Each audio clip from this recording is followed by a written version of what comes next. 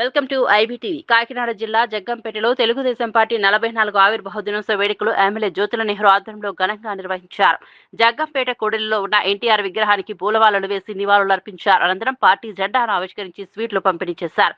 ఈ సందర్భంగా జ్యోతుల నెహ్రూ మాట్లాడుతూ తెలుగు జాతి ఉన్నంత వరకు టీడీపీ ప్రస్థానం కొనసాగుతోందని చెప్పారు.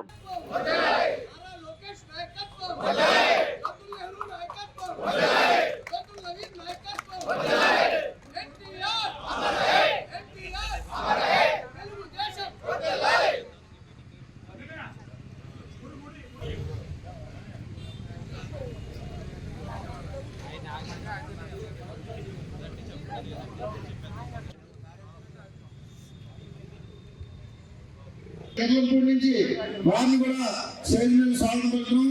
అలాగే జగ్గంపేట నుంచి వైభవంలో కొండబాబు యాదవ్ గారు వారిని కూర్చోండి సాధారణంగా సైన్యానికి స్వాగతం పలుకున్నాం. కామరాజుపేట నుంచి అలపా వెంకట్రావు గారు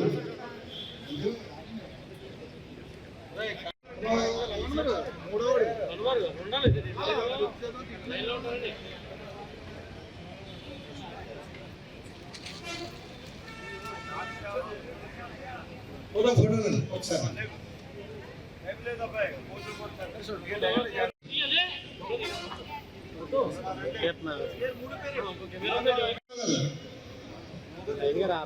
అలపా వెంకట్రావు గారు కామరాజుపేట సర్పంచ్ గారు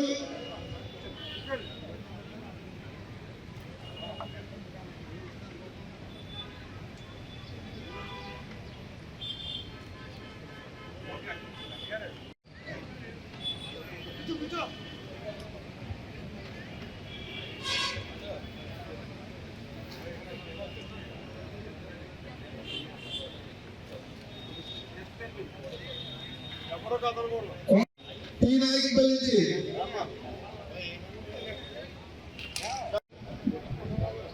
మట్టా లక్ష్మి గారు జగపతిరావు తెల్లపూడి మనం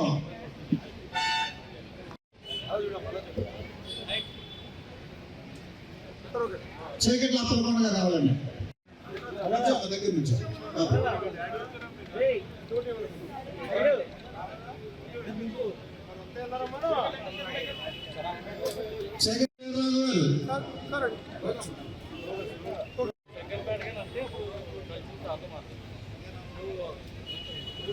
మతాల లక్ష్మి గారు కల్లంపూడి జగపతిరామం పార్టీ జాతీయ తెలుగుదేశం పార్టీ అధ్యక్షుడు నారా చంద్రబాబు నాయుడు గారు, నారా లోకేష్ గారు గుర్తించి మన ప్రీతమ నాయకులు జ్యోతుల నెహ్రూ గారి చేతుల మీదుగా వీటిని ఘనంగా సత్కరించుకుంటున్నాం. నెక్స్ట్ బెస్ట్ పర్ఫార్మెన్స్ గండేపల్లి మండల తెలుగుదేశం పార్టీ అధ్యక్షులు భవంతంలో జరగచ్చు,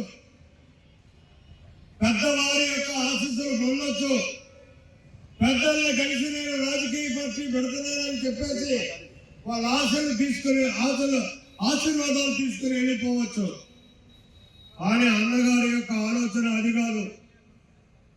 సామాన్యుడి యొక్క గుండెల నుంచి పుట్టించాలి ఈ పార్టీని. అక్కడ రగిలించగలిగినప్పుడే విప్లవాత్మకమైనటువంటి మార్పులు రాజకీయాల్లో వస్తాయని చెప్పి ఆలోచన చేశాడు. ఆ మార్పులతోటే రాజకీయ అరంగేట్రం ప్రారంభమైంది. ఆనాడు రాజకీయ పార్టీ ఆవిర్భవించింది.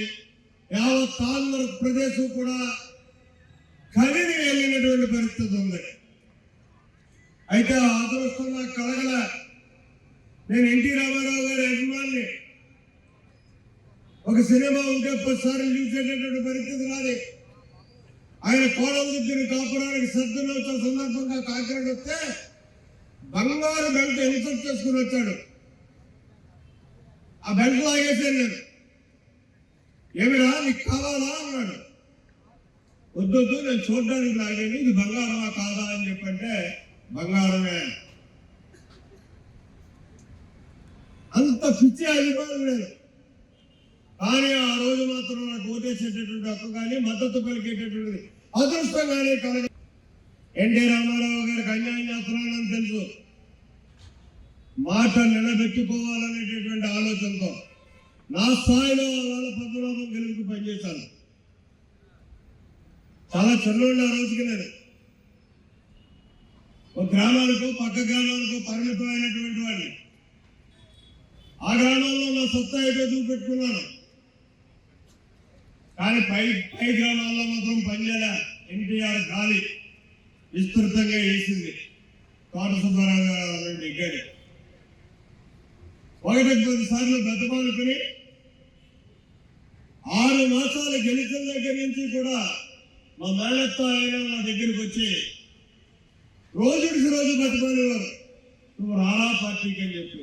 పంప విచ్ఛిన్నం అయిపోతుంది మంది, అది అవ్వకుండా ఉండాలి అంటే నువ్వు పార్టీలోకి రావాలి అని చెప్పి. ఒక పక్క నాకు ఎన్టీ రామారావు అంటే అభిమానం, ఎనలేని ప్రేమ, నమ్మకం, ఒక మార్పు తీసుకొస్తాడు, సామాన్యుడు చేరువుకు అధికారాన్ని అందిస్తాడనేటటువంటి నమ్మకం, ఈ పెత్తనారే విధానాన్ని పోగొడతాడనేటటువంటి విశ్వాసం. ఆయన అధికారాన్ని చూసి అరుణ్ చాటు జ్యోతులు ఎవరు వెళ్ళాడంటారేమో జనం అనేటటువంటి భయం. ఈ 2 సంఘటనలు